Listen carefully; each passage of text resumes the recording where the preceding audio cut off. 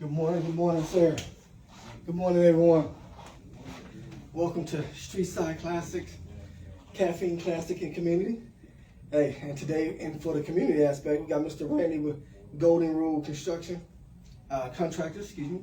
And so, thank you guys for shining in today, and I want to definitely thank you guys for coming out to our car show, car, truck, and bike show a few weeks ago. We had a great turnout. We had fun. The best part about it is that we learned a lot, you know, and we saw how the community came together to support our organization and what we're doing with our youth. And what Mr. Randy have today is we're gonna dive into the same area. We're gonna start off with adults. I say with the adults, but then also dive into the youth program where we're gonna have classes. All right, we started into insurance, and so we just want to thank you guys again for coming out. Hey, it's a beautiful day. I know there's a lot of things going on. You got good guys out there. It's a car show at Texas Motor Speedway. You have a paint swap meet. I know y'all out there busy, but whenever y'all settle down this evening, this weekend, hey, tune in, take a look at what we're doing over here at Streetside Classic. We want to thank all our sponsors, LMC, you know, our local sponsors, Mr. Pedro for PG Upholstery, Mr. Shorty, I can go on, Fat Lip, Top Coat, J&J Upholstery. Guys, we just thank you guys very much for helping us out. Also, hats off to our instructors and definitely for our youth. May 10th is our scholarship day.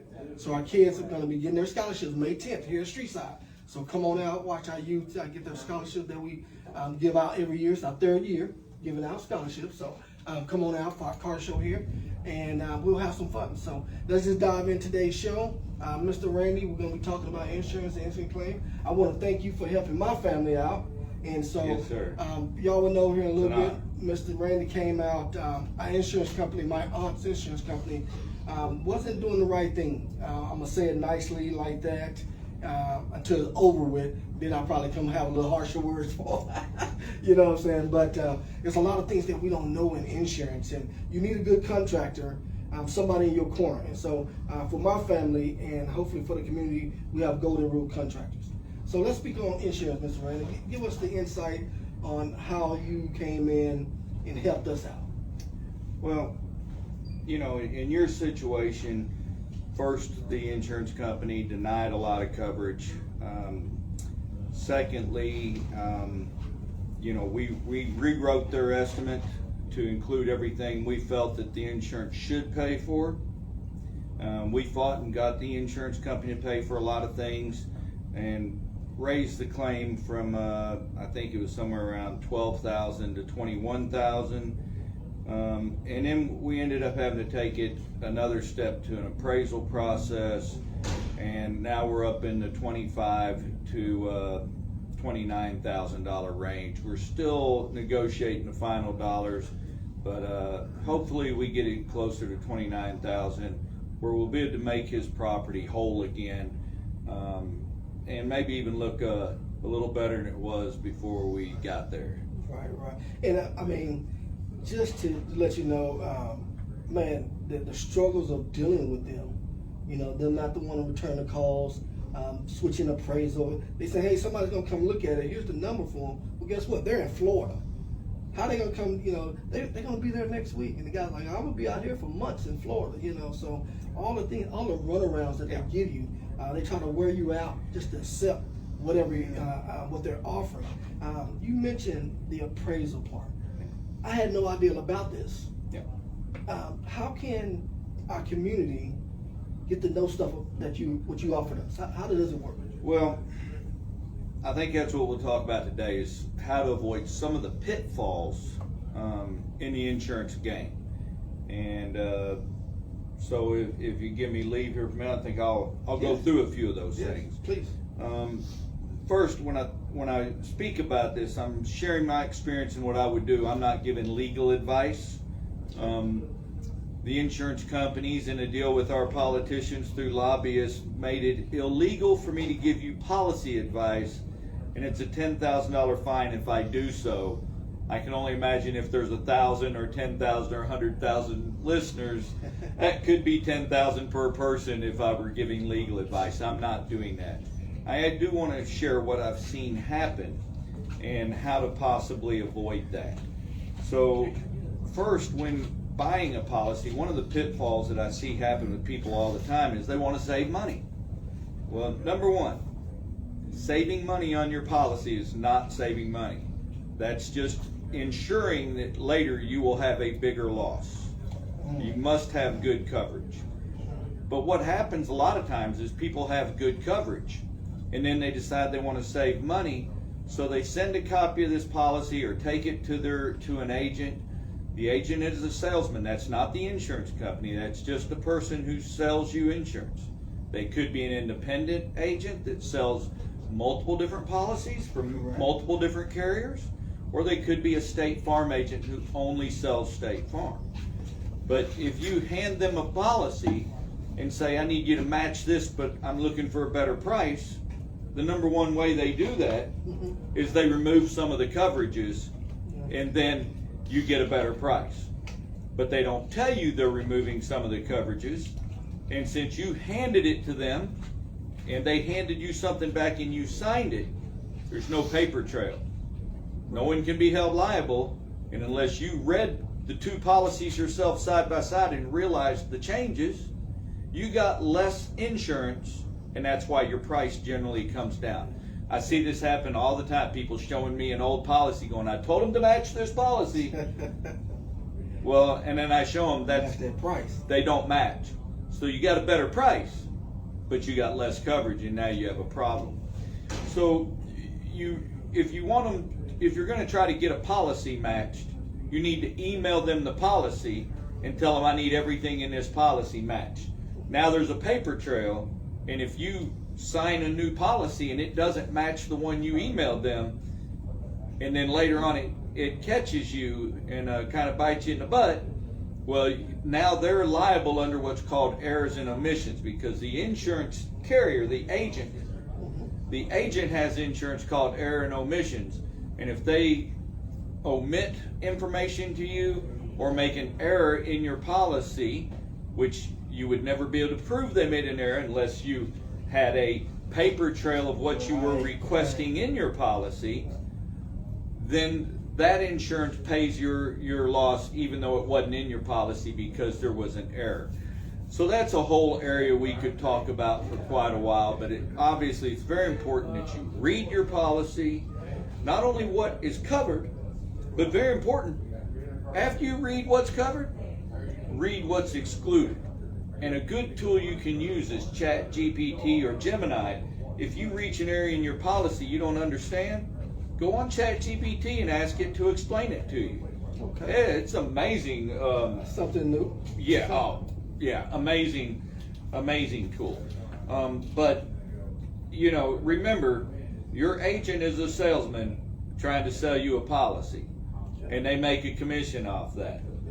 Okay, so if it's a price game, they're going to try to beat someone's price, and they do that by lowering your coverage. That's the way it works. Okay. So when you're purchasing your insurance, I personally always start with, I want everything. I want the most deluxe policy. And then if I'm going to omit some things, I want to be the one choosing with my agent what I want to omit and what degree of risk I'm willing to take. So get everything. It's like Burger King. You get it your way, right? Get it your way, and then if you don't need something, you walk your house and you take it off. You make sure you go through it with them and you understand what's being omitted off of your coverage, what's being excluded. Well, let me ask you a quick question, because one of the issues and the main issue that we have, remember, the tree fell on the house. Big old 60-foot tree, big old oak tree fell on the house. And the limit to your coverage on trees was $500. No, it was $250. $250. $250 to cut up a $6,000 tree. Okay.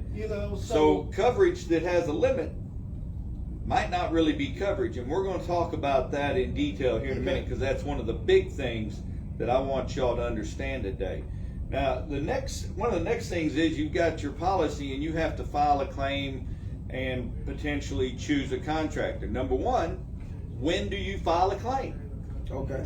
Okay. Well, one time you don't file a claim is when you don't know what's going to happen when you file it. If you don't know the result of filing a claim before you file it, why are you filing it? You just rolling the dice, Right. hoping for good results, hoping. No, you have a clue report that tracks how many claims you have. If you have more than 3 claims generally, and this is different for different carriers, but if you have more than 3 claims in a 3-year period of time, good luck getting insurance with anybody and or any good insurance. Doesn't matter if the claims were your fault or an act of God, you don't want to file too many claims. Now, most act of God, storms, pipes bursting due to a freeze, Right. these don't necessarily make your insurance go up, but they do on a generic thing that, so the whole area got hit by hail, insurance is going up in your area whether you file a claim or not. But if you file a bunch of claims, that looks very bad, and you got to be very careful of that. Next thing you know, you can't even get insurance, or you're put on the Texas Fair Plan Act, or you're having to get insurance through the state. It gets complicated. The bottom line is you need to know what's going to happen before you file a claim. How do you find out what's going to happen before you file a claim? I have no idea. File it. Well, you don't file it. No. Who has told you what's going to happen before you file the claim, or after I've looked at the claim? I have. Right. Now, you have somebody in your corner that tells you before you file that claim. That's right. Okay. So before you ever file a claim, Yeah. you should select a contractor. Yes, sir. Okay? If the contractor cannot tell you what he believes and why he believes it, and explain it in detail what's going to happen after you file the claim, you probably need to choose a new contractor. Because I always have a very strong idea of what's going to happen when I file a claim and what the end result's going to be. Before I file it, I explain that to the client. I make sure they understand their risk, and I tell them the percentiles. Like, hey, this is a claim that 99%, this is what's going to happen. Sometimes it's a claim I got to tell them, man, this is 50-50. You have to decide if this is the right time to file a claim. Sometimes just because you have some damage does not mean you should file a claim. It's not even going to meet your deductible. You're just putting a claim on your record, and you're not going to get any money back. Right. You never, ever file a claim. You don't know what's going to happen before you file it. Okay. You don't start a fight you can't win. Right. You don't start building a house unless you know you've got enough money to finish building it, right? You don't want to look like a fool in front of all your neighbors and friends. You got your house half built, run out of money, and it's raining inside and I think destroyed. it's somewhere in the Bible it says that too, and also you want to build on a firm foundation. Yes, you do. So we definitely want to do that. Now, you mentioned about the contract.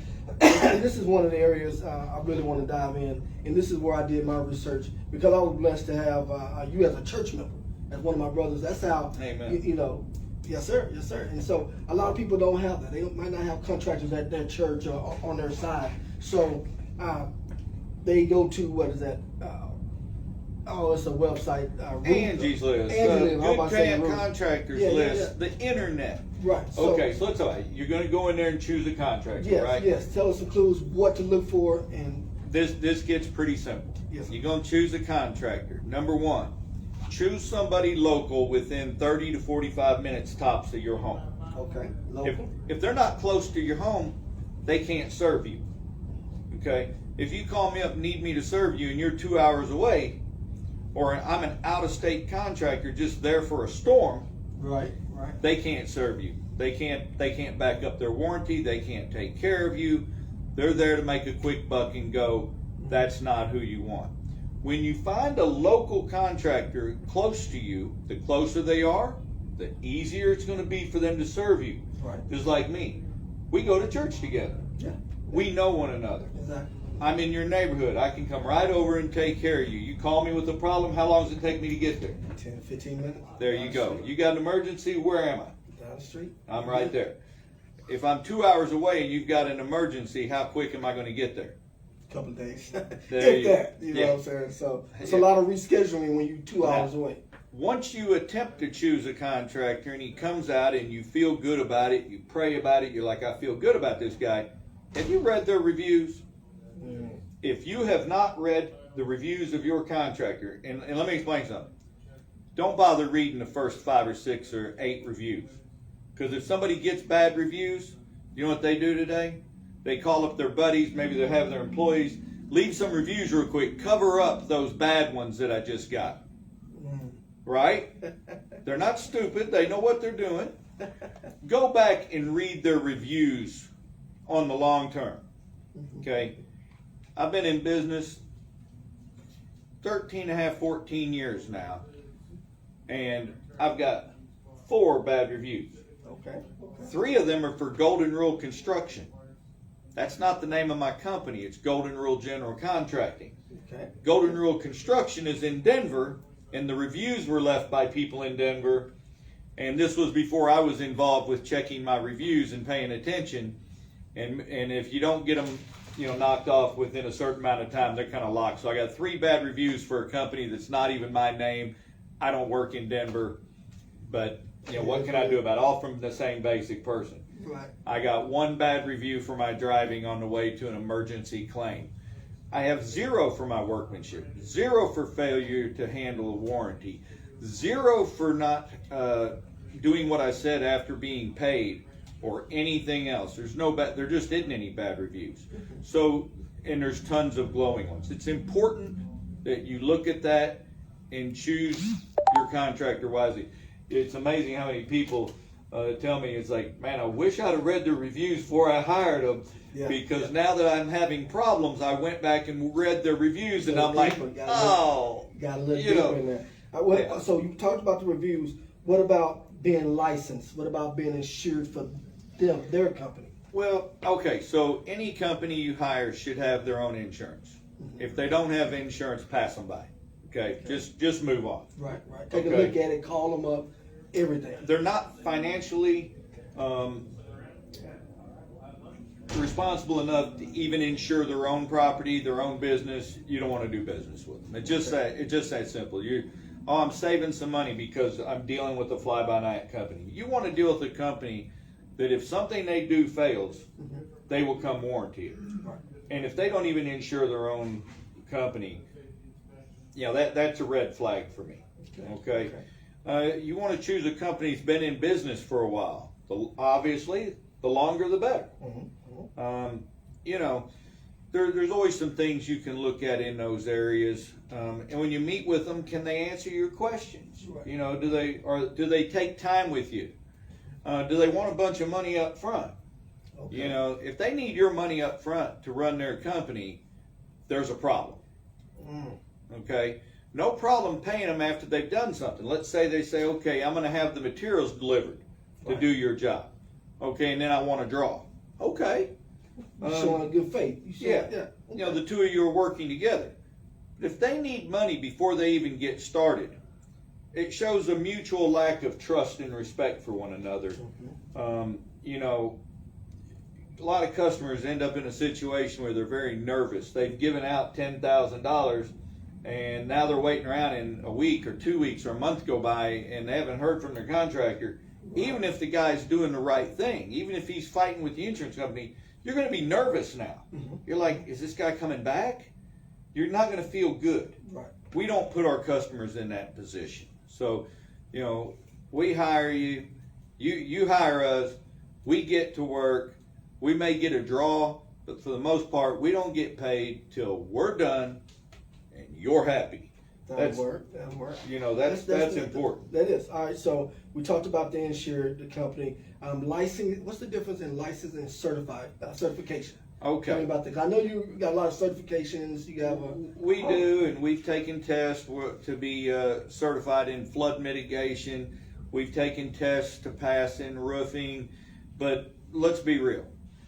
Other than, like, say, plumbing, electrical, and some of the engineering things you need, most trades in Texas, you don't have to have a license. Right. Okay?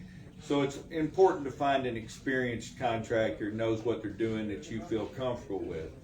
Let's talk about some of the things missing in policies today that I'm really catching people, they're getting hammered on right now, and it's really hurting people. I want to make sure we touch on those real quick. So, because now you've hired a contractor, they've come out, you've had, say, a water loss. Let's talk about water losses, because man, oh man, people are getting hammered. So in your policy, there's two areas that I see all the time people getting hurt on. One is called water backup. So let's say that your toilet backs up because of too much water pressure outside because of rain. Possibly even the city's system has backed up for some reason. Or the more common thing is just the little flapper in your toilet is allowing water to run all the time in your toilet, and your commode got plugged up. Okay. Maybe it's roots in the line, maybe your kid dropped a toy, maybe too much toilet paper, a little too much TP. Too much Sherman. Sharman. A little too much Sharman in there. Any way you go, you wake up in the morning and your house is flooded with class 3 water, and you've signed a little endorsement that almost everybody signs right now that says water backup damage $5,000.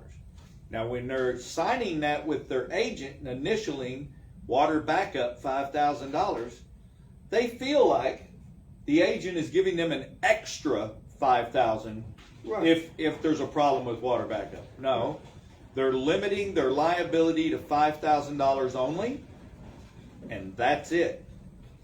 Now, water backup is approximately 35% of all water claims in homes. Wow. Okay. Nobody has told me yet that the agent told them, hey, 35% of all water claims in your home that could knock out and destroy your home is water backup. We're going to get you to initial this and limit our liability to $5,000. Are you okay with that? They never say that. No one's ever heard that. They just initial it. It's an endorsement. They take it.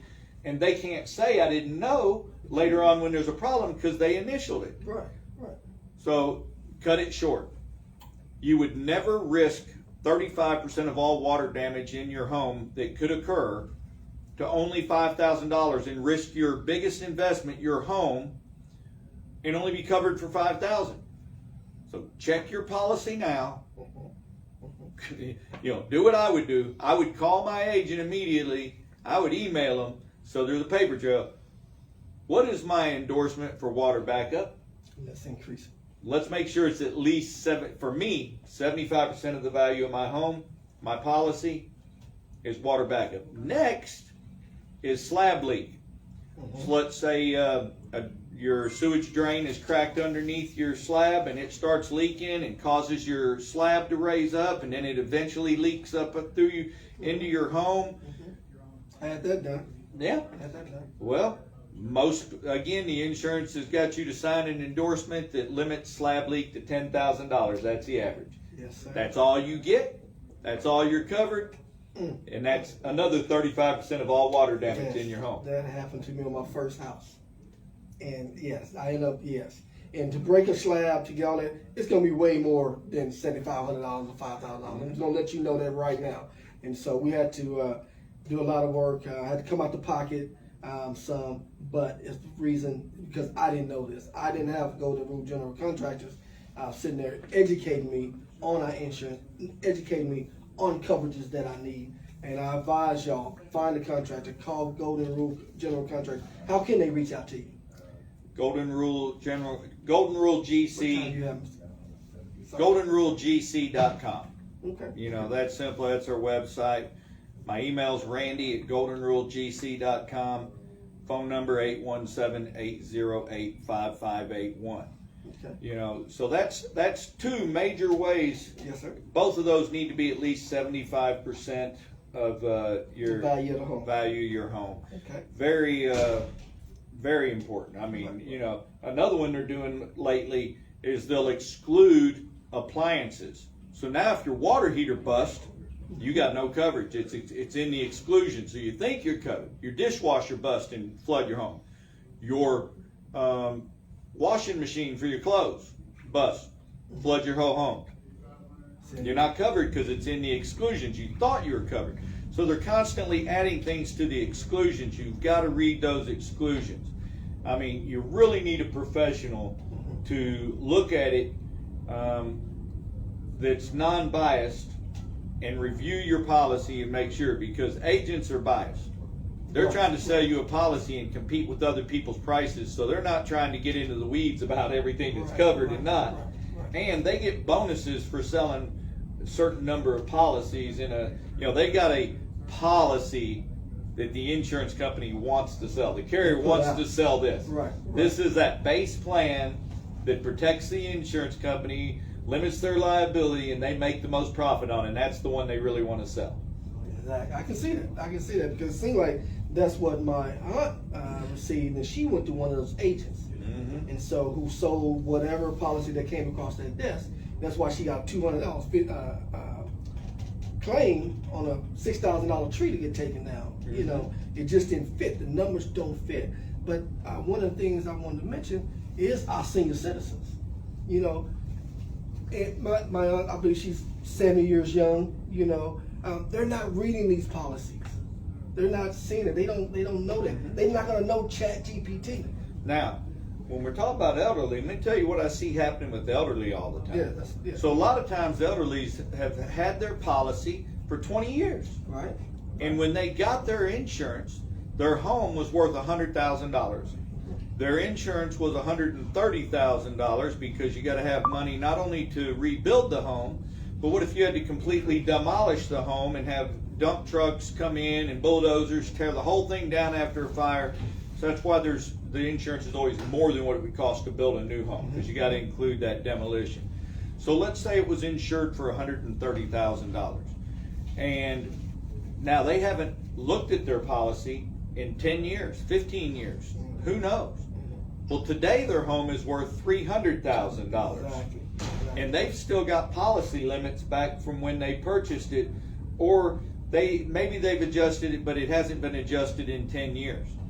Well, I was on a home just the other day. It's worth $330,000. Their coverage is $230,000, and the home's totaled due to a fire. They're $100,000 in the negative, having enough money to rebuild their home. I've had to advise them. Their choice is they have to sell their home, collect the money on the policy, get what they can, and go buy a smaller home because they just don't have the money. Just don't fit. Numbers not gonna lie to you. But what I want to sit here and say at this time, for the younger generations, it's time to sit your elderly family members down. You need to go over their budgets. You need to help them with their insurance. You need to get them in line where they're not going out trying to make payment. My aunt, she wants to go to every place to make her payment. Well, it's easier now to pay online, and so I'm trying to simplify her life and pay online. You get discounts. So you get money back when they pay online. This is all foreign to them. So younger generation, please assist your elderly. It's actually our responsibility. And that's actually in the Bible too. I don't know the scriptures, y'all, but I'm saying it's in there. Go search it. ChatGPT it. You know what I'm saying? So, find out. Let's take care of our families. Let's make sure our neighbors, even if you have a neighbor that you know that might need assistance, go knock on that door and say, hey, can I help you in any kind of way? It doesn't matter if it's insurance, yard work. Help your elderly out. Help your family. Help your neighbors out.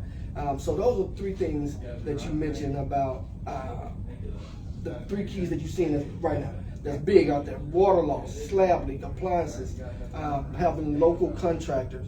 Now, what about the budgets? What about when the insurance want to pay out and you see that it's going to take more, to fix? How does that working within the budget, getting what their need fixed? How does that work? How do you strategize that? Well, 99% of the time, I'm able to get enough money to do the work the customer needs to do. But there are times, unfortunately, especially today, people are, I've got people right now, $25,000 roof claim, their deductible's $18,000. Because the deductible percentage is going up. The percentage of the deductible is based upon the value of the home. The value of the home is going up. Therefore, what you actually get back is going down. So this guy's got a $25,000 claim and $18,000 deductible. He's got $6,000. So this is something people don't seem to understand when they're budgeting and buying a home. They're like, well, I got enough to buy the home, I got enough to pay the insurance, I got enough to pay the property taxes, I'm good. Do you have enough to put 15 to 20% of that amount into an account for savings to do repairs on your home in the future? Because they're coming, insured and non-insured and underinsured. You're going to have costs coming in, and if you don't have a savings account, preferably I would use a money market account. Right. Talking my language now. Talking my language. I'm putting it into an account that's gaining me interest. Right. You know. Right. Same thing with credit cards. When I'm spending money, I don't pay interest on credit cards. I get back 2%. I've got a check coming in. I pay every month, and I get 2% kickback. I put that into a 4% earning account. I'm making money off my credit cards. I'm not willing to use them as a tool for poor budgeting. Right. Okay. Exactly. So there's a lot in there, to unpack. Hey. Now you're talking about language. I start smiling. Then you start talking money, saving money, investing money, and that's another thing is helping our senior citizens out with things that they don't know. Because they're not accustomed to doing it. A lot of our families out here in the community, no one taught them about the financial literacy. There's a lot of new things that's out there. These money market accounts that help us. All these perks on these credit cards, they wasn't used to that back then. You know what I'm saying? So these are things that we need to help our community out, help our families out. So that's a good deal. So the young man, he has $18,000 deductible, $25,000 claim. So he's working with $6,000 trying to get a roof done. Yeah. It don't fit. It don't, but this man who chose this type policy and stuff, he owns 20 homes, and he's made a choice to basically be self-insured.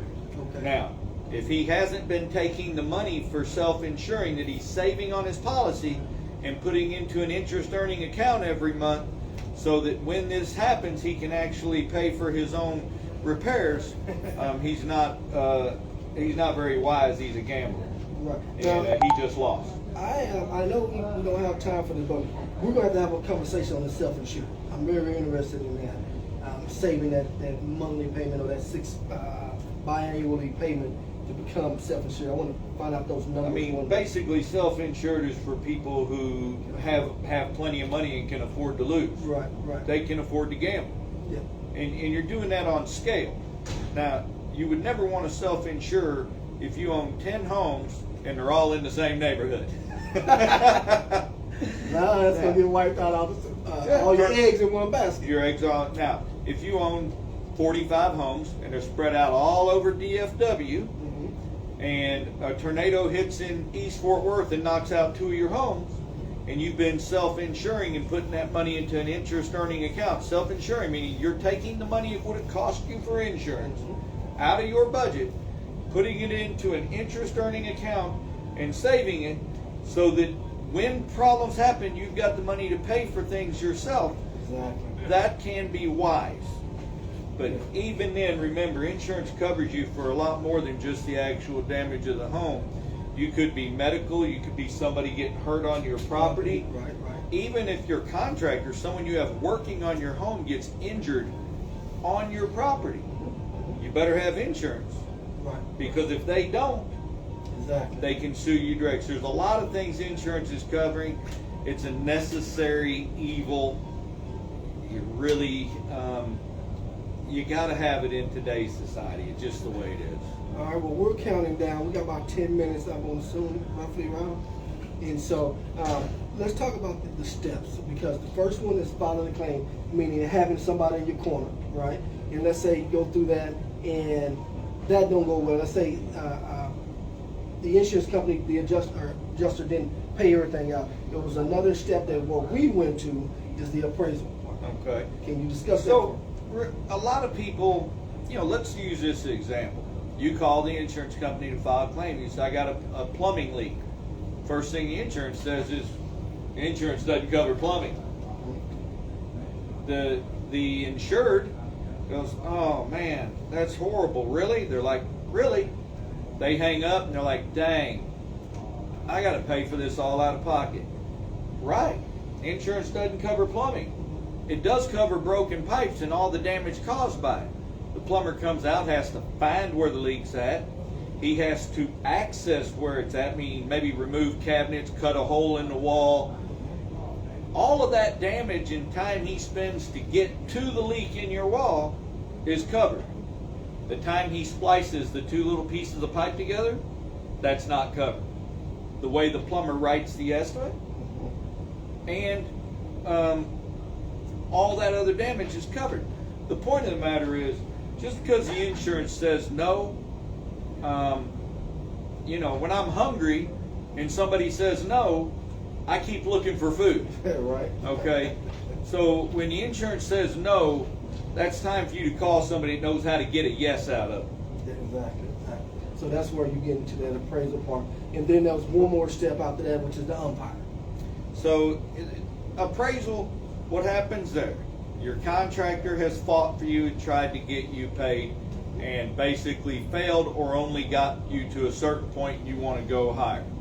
Then you bring in an appraiser. So an appraiser is an independent adjuster that's going to fight for you. The insurance company hires an independent appraiser that's going to fight for them, and the two of them try to work it out amongst themselves. Now, if the two of them come up with a deal that still you're not happy with, you're like, that's not good enough, the appraiser can bring in what's called an umpire, and a judge comes in over the top of the two of them, and they have to plead their case before that umpire, and then the umpire makes a decision. And then if you're still not happy, you can take it on to a lawsuit. Now, currently in a lot of policies, the appraisal process is one that requires you to use their appraiser to fight for you. So you have to hire an appraiser and or get a judge, all of which are approved by the insurance company only off of their list of appraisers, only off of their list of umpires. Obviously, you can't win one of those. You have to know your policy before you buy it. If you buy a policy that's not a good one, you're in trouble. And another thing to understand, most people think the insurance company's the boss. Right. Okay. Right. The insurance company has signed a contract to serve you, the homeowner, and as the homeowner, you are the policy holder. So they are indebted to fulfill their contract to serve you. You're the boss. And as the boss, you have a contractor on your side. If you and the contractor are tight like this, fighting against the insurance company, you usually win. One of the number one tools the insurance company uses is to turn you against your contractor and you to go along with your insurance company. That's a recipe for failure every time. Two against one normally win. Make sure you team up with your contractor and you are rock solid, following a path to get what you need to make your property whole again. Very important. And one thing before we cut it down, or two things before we cut it down, be patient. This is not an overnight, a 48-hour, 72-hour deal. It do takes time. So when you dig your teeth in with your contractor, they're going to let you know that, especially working with Golden Rule general contractors. It took time. It took a few months for us to get there, but the number kept going up. We kept winning. So make sure you get that independent appraisal. Make sure you get you a good contractor, and you're going to be all right, and be patient, you know. But the last thing I want to talk about, because we got only 4 or 5 minutes, is teaching our youth about the home improvement program. Amen. You know, and so that's the great part about it, guys. We're over at City on the Hill Church in East Fort Worth. An amazing church. Amazing church, you know. So we're gonna be setting some dates up pretty soon, where we're gonna have our youth class come out, and they're gonna be able to learn just general contracting, just little things that they can do to help their parents out, or even go to school. Fort Worth ISD have home improvement, have wood shop, have a lot of different trades. Well, the CTE program, and that is something where TFT is striving to educate some of the students and their parents that don't know about these programs. So be on the lookout for that. It's going to be on our social media, fortwealthyworth.org. at For Wealthy Word, social media, Facebook and Instagram, wherever we're at. But look for those classes. Now, I know we have a plan, you know, of what we want to teach: sheetrocking, a little painting, carpentry, a little other things. But I know Mr. Antonio he's going to be the foreman. He's going to be teaching everybody and also teaching me, so I can go on and teach these classes. And so, tell us some little things you think that all young men, young girls need to know about home repair. Well, man, boy. You know, if everybody had a dad that took your phones away, okay, and made you spend time learning a trade, learning what they know, working together, hands-on, doing things together. We're all in our phones too much. At the very least, I guess now you can take a picture with Gemini and ChatGPT of just about anything and tell them, I need help, how do I fix this? Right. YouTube has a lot of instructional videos on how to fix things. You know, when we were younger, when I was young, my dad took me to work with him. Nowadays, you take your kid to work with you, the boss is like, hey, get them out of here before a lawsuit comes in. Right. We can't have anybody underage on the premises, and if they're not employed, they can't be here. They're not insured. It's, you know, it used to be that kids were always taken with their family. Now, as a church, we're trying to do some things. As TFT organization, ministry, you're trying to do some things to teach the youth. But, you know, if you're part of the body of Christ, okay, I'm not talking about just visiting a church and leaving. Right. I'm talking about getting involved and becoming part of the body, being a member. When you're a member, that's like being a member. Like my arm is a member of my body. Correct. My hand. We're intimate with one another. My hand knows what my mind's thinking, and now it can move. When we're part of the body of Christ at a church, we have a vast array of knowledge, wisdom, tools to learn from. You know, at our church, you can get involved in everything, volunteering to do repairs. You've got men there that will come in and mentor and help you. You've got retired men there that when you have a problem, they will spend time and help you. You've got people like you that are running organizations out here, teaching in the community. But that's the beginning. You know, get in there in that body of Christ so that when you have a problem, you can call up to your men's minister like Brian Duncan, because he has so much time to relax and just answer the phone. Exactly. But he's there Poking for a shot at you there, Brian. Yeah. You know what I'm saying? He call you right back. He's going to that meeting. You know that, right? He's going to that meeting. You know? Awesome. So, you know, getting involved with other men in community so that we can learn from another when we need help. That's key. You got a problem, you need help. You need to have other men around you that are wiser than you. Exactly. And that's one good thing about City on the Hill. We would not be where we're at right now if it wasn't for the men's at that church, you know, and the men's accent that we put on. You know, it's a great church. Come visit anytime.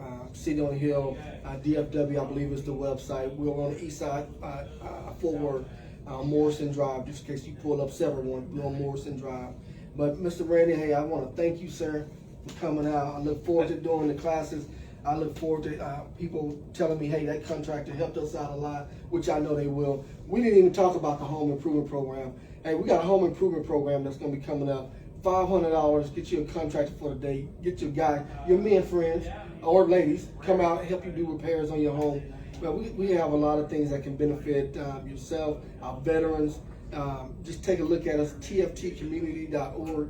Again, Mr. Randy at Golden Rule General Contractors.com and on social media. Take a look at them, man. I do appreciate it.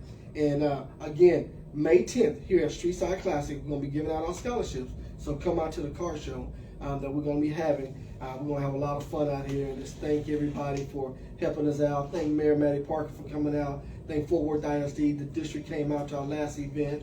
Just looking forward to all the things that we have coming up in the future. And I want to shout out to our young men, young world changers over there at Meadowbrook Middle School. Keep being great leaders, gentlemen. And I'll see you on Monday. All right? Thank you. Talk to you soon. Y'all have a blessed day.